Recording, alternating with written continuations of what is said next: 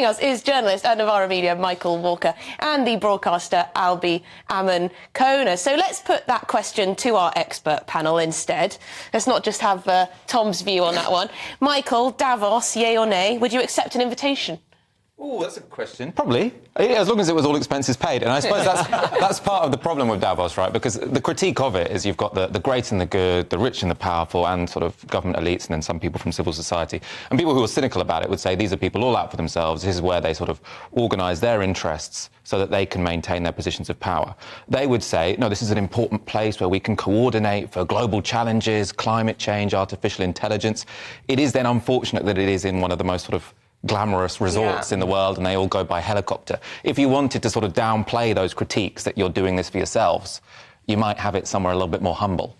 But Albie, I suppose it is useful. I mean, just this morning, the Chancellor of the Exchequer, Jeremy Hunt, was on a panel with Sam Altman, the CEO of OpenAI, the people that make ChatGPT. I mean, it's useful for world leaders and business leaders to meet and talk, I suppose. Look, I think Davos is incredibly useful. Personally, I would love to go myself, expenses paid or not. I pay for myself if I could afford it. But just, I would love actually to why get a don't you poster. go next year? Well, maybe if GB News pay for me to go, I'll go. But on the Counts as point, expenses paid. well, anyway, if I could afford to go, I would pay to go myself. But on the point about the Argentinian president, who made a barnstorming speech, which I sat through as well, by the way, Tom, talking about the way that the Western world has betrayed its values, how we are in hock to the environmental agenda and radical feminism, how we needed smaller states, all things that I think GB News viewers would be quite happy with. So I think it's important, actually, these big events like Davos, as long as there's a battle of ideas going on. Hang on, isn't this all... You're a free marketeer, aren't you, Albie?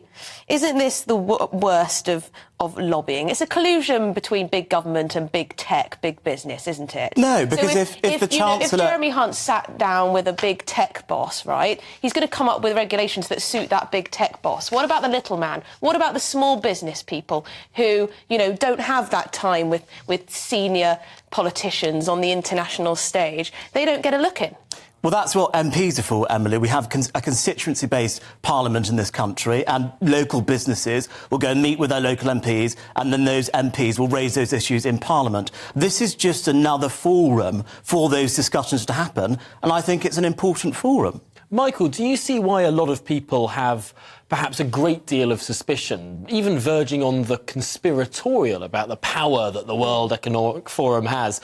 I suppose they don't help themselves with Klaus Schwab, the guy who sort of runs it, looking a bit like a Bond villain and trying to talk perhaps as if he has more power than he actually does. Yeah, I mean, they seem to want to emphasise their power, whereas if I was their PR advisor, I'd probably tell them to downplay it. I mean, it is interesting. It used to be sort of the main critique of Davos was from the left. And I mean, I still do maintain that I think it's useful for them to collaborate on some issues, but probably they're all going to also try and keep their taxes low. That was sort of a point made very effectively on the panel by someone saying, you've got a whole conference on inequality and you haven't talked about tax, right? So there's that sort of oversight of Davos. On the right, there now seems to be more of a conspiracy that Davos is really trying to control the world. And I suppose why I don't find that so persuasive is because, you know, I think the rich really want to maintain their wealth and their money, and that's why they want to keep taxes low.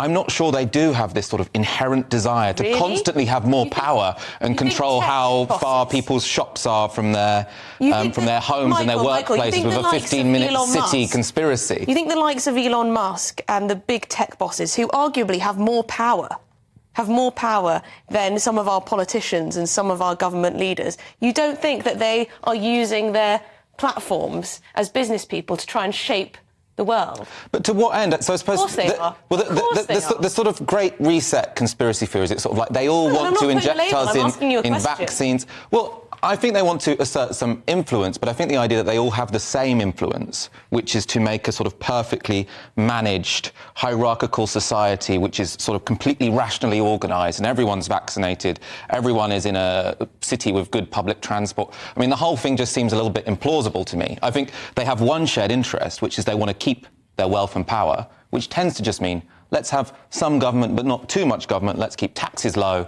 and try and keep the rule of law sort of up and running, which I think is what they tend to be going for. But I don't understand why there's this hatred and suspicion of wealthy people at Davos and tech bosses. These are people who have improved standards of living for people across the world. Capitalism have lifted billions of people out of poverty over the last century. These tech innovations that we're talking about are going to improve the lives of all of us. So I don't understand where this suspicion comes from. I think the concern is that they may be able to essentially rig the system in their favour, whereas, as I said before, individuals and small businesses don't get heard. I think that is one of the big concerns when it comes to Davos.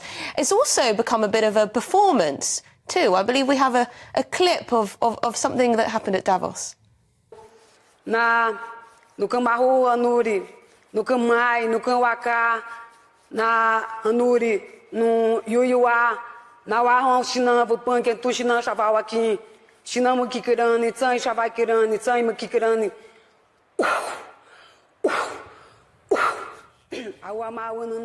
It's an interesting perspective to bring to the World Economic Forum.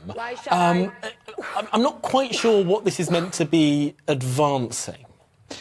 I'm not sure the context of this clip. I would imagine that they're presumably talking about environmentalism and indigenous rights, and sort of that was someone sort of introducing their presence before discussing it. I mean, I suppose the critique of this is that this is sort of tokenism, and it's the sort of global elite trying to look like they are sort of very woke and in tune with all different sorts of people in the world. But, you know, have they actually gone and met real people, or have they invited one representative to come and speak to them on stage at Davos? Is their commitment to indigenous people really serious, or is this a photo opportunity? And you know, I'll leave that for the audience to decide. Perhaps a photo opportunity. I'll agree with you on that one. If Davos and the World Economic Forum is trying to sort of find the best ways to run societies, might I gently posit that the way in which some societies run leads to worse outcomes, worse life expectancy, a rejection of modern medicine, a rejection of modernity in its whole?